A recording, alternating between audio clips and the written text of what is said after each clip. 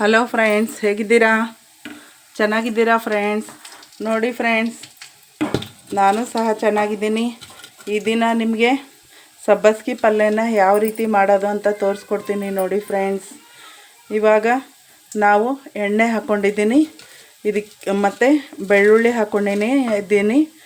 ಬೆಳ್ಳುಳ್ಳಿ ಕೆಂಪಗಾಗಿದೆ, ಎಣ್ಣೆನೂ ಕಾದಿದೆ. ಮತ್ತು ಇದಕ್ಕೆ ನಾನು ಹೆಚ್ಚಿಟ್ಟುಕೊಂಡಿರ್ತಕ್ಕಂಥ ಹಸಿ ಮೆಣಸಿನಕಾಯಿಯನ್ನು ಹಾಕ್ತಾಯಿದ್ದೀನಿ ಫ್ರೆಂಡ್ಸ್. ಇದು ಸ್ವಲ್ಪ ಕೆಂಪು ಬಣ್ಣಕ್ಕೆ ಬರಬೇಕು.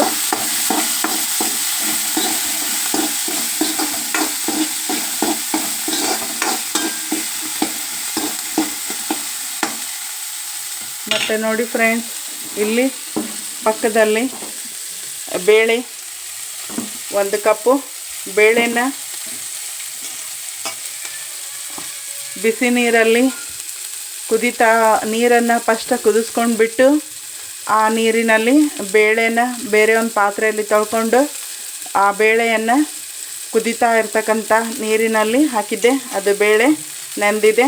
ಮತ್ತು 1 ಕಟ್ಟು ಸಬ್ಬಸ್ಗೆ ಸೊಪ್ಪು ತೊಳೆದು ಇದರಲ್ಲಿ ಹಾಕಿದ್ದೀನಿ, ಕಟ್ ಮಾಡಿ ಬೇಳೆಯನ್ನು. ಇವಾಗ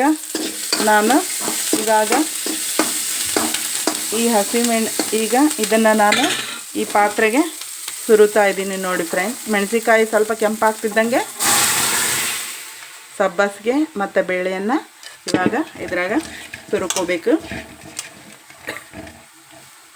ನಮಗೆ ಇದಕ್ಕೆ ಮತ್ತು ಹಸಿ ಮೆಣಸಿನಕಾಯಿ ಹಾಕಿದ್ದೀನಿ. ರುಚಿಗೆ ತಕ್ಕಷ್ಟು ಉಪ್ಪನ್ನು ಹಾಕೋತಾ ಇದ್ದೀನಿ.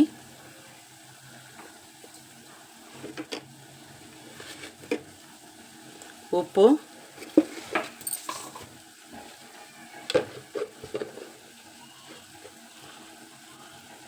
ಅರಿಶಿಣ,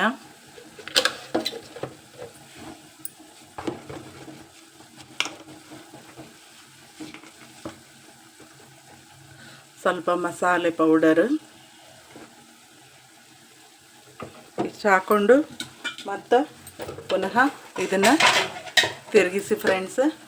ಸ್ವಲ್ಪ ಇದೆಲ್ಲ ಮಿಕ್ಸ್ ಆಗಬೇಕು.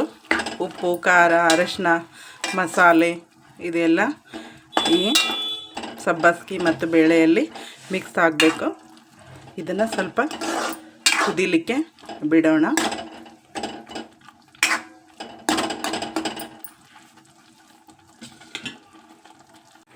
ಇದಕ್ಕೆ ಮತ್ತು ಕೊತ್ತಂಬರಿ,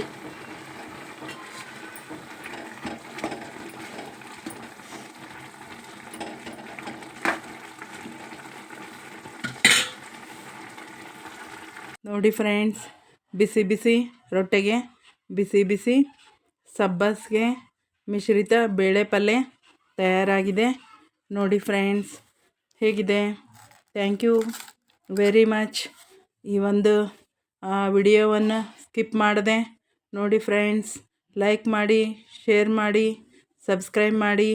ಥ್ಯಾಂಕ್ ಯು ವೆರಿ ಮಚ್. ಮತ್ತೊಮ್ಮೆ ಮತ್ತೊಂದು ಹೊಸ ವಿಡಿಯೋದೊಂದಿಗೆ ಭೇಟಿ ಆಗ್ತೀನಿ ಫ್ರೆಂಡ್ಸ್. Thank you.